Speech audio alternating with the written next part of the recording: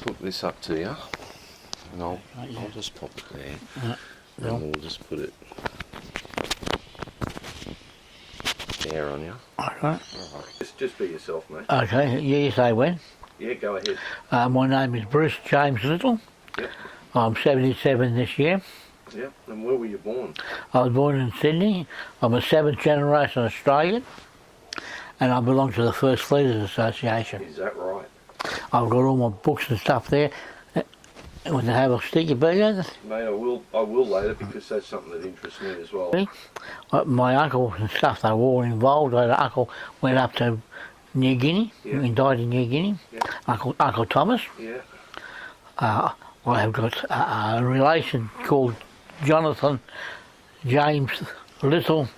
He was the first Australian to fly in a biplane for the British, and he's got medals. I got all medals somewhere hidden. I put away on that. Wow. And when you were born, whereabouts were you born in Sydney? I was Sydney Margaret Hospital. Mhm. And where were your parents living at the time? I live in what's it? Not Birmingham. Near Redfern. What's it called? Erskineville. Erskineville, yeah. Erskineville. And the old home that Mum and Dad, my dad lived in. My mum lived in Bankstown with her parents. My father was one of 16. Street. And my mother was one of 9. Okay, and what was it like growing up in Erskineville? Dad, I grew up in Cogra Bay. Okay. When Mum and Dad got married, they bought a block of land in Cogra Bay, in 26 Mare Street, Cogra Bay. Yeah. Cogra Bay was from Park Road down to Cars Park. Carway Avenue was a dairy farm, Johnson's Dairy. Wow. We used to always go around with a quart pail and get milk. Yeah. Yeah, from that had about 2 inches of cream on the top. Oh wow. Yeah. The baker used to come around in a horse and cart, and it was fresh bread every day. Wow. The milk was we had to go pick the milk up at the dairy, which was only a couple of streets around. Now that's all gone. The dairy went out. Johnson's Dairy moved out to Camden, to the Rotaract. Right. And they owned the old Rotaract, which is no longer. And where'd you go to school? I went into Colton Public and Blakers High. Yeah. And what was school like? What year did you go through to? Well, only to 2nd year, but I didn't like school at all. Fair enough. But I learnt more in the army. Yeah, it's okay. So we'll get to that. So you were growing up in Cogra. Yeah. And in those days it wasn't anywhere near as developed as... No. And, the highway was only 2 lanes. So, right. You finished with school. What did you do between then and when you joined the army? I lived on my uncle's farm from when I was age 11 to 17, 10 months. Yeah. I had to get special permission to go in. Yeah. I had to be 18. I was not quite 18. Yeah. I was about 17 and 11 months. My birth, I was in the army when I turned 18. I was in there 5 weeks. Is that right? And so, where did you join? Where did you enlist? I enlisted at in America. There, it was army. It was it was a grunt. I think it was a grunt. Then I got transferred down there down to Puckapunya. Yep. Done my training down to Puckapunya. Right. Then from Puckapunya went to Gang and up Shoal Bay. Yep. Done jungle training up there. Yeah. I come out and I was a gunner. And then when I was 19, in 3 months I think it was, I was a gun sergeant.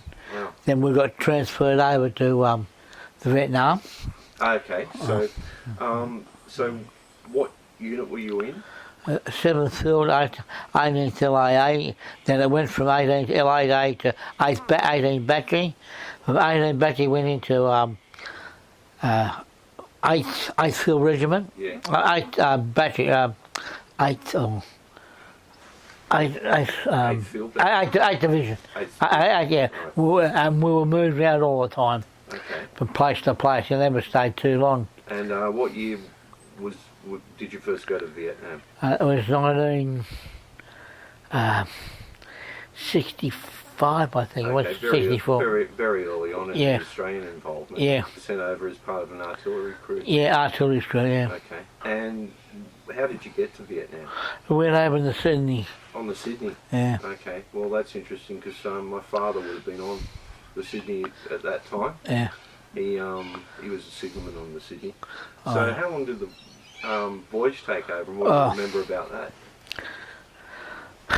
This is where I have a trouble thinking all the time with things like that. I can't remember dates and stuff. And, That's all right. it's old age, I think they tell me. Yeah, yeah, we're all getting there. Yeah, but it was the transfer in the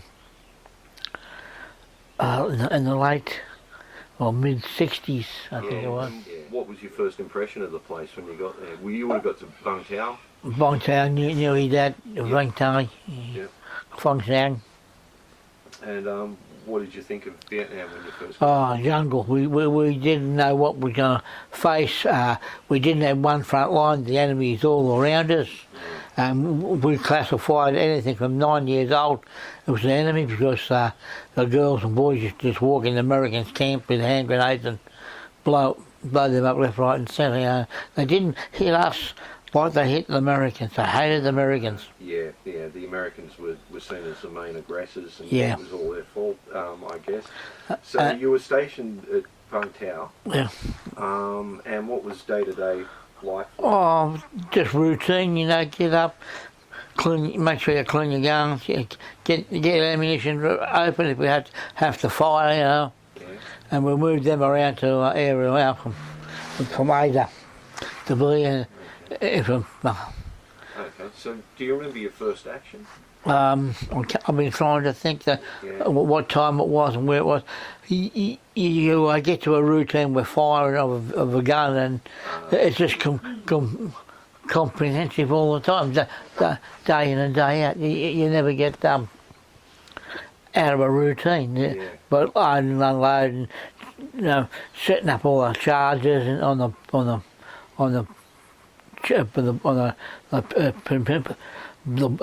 shells and everything. Okay.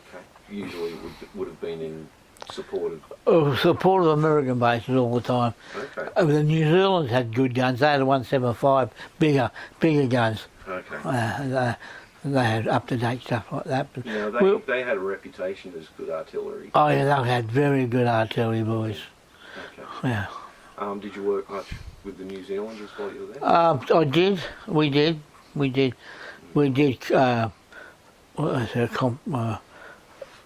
Combined units in American and Australian New Zealand, but Australian New Zealand always worked in as backup for the Americans. We were flew in by under the Chinooks with our guns, drop us, do a firing in and out back to another base and moved around all the time. Okay, so a big Chinook helicopter would come in, Yeah. your crew and your gunner, Yeah.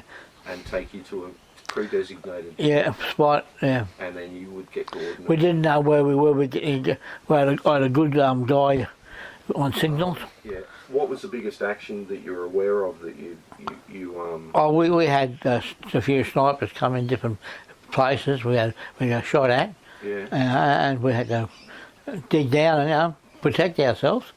But they started to come in, then all of a sudden they disappeared because they had to they was moved somewhere else, which is good for us. The second time, yeah. And that was another year. It was duration? another 12 months.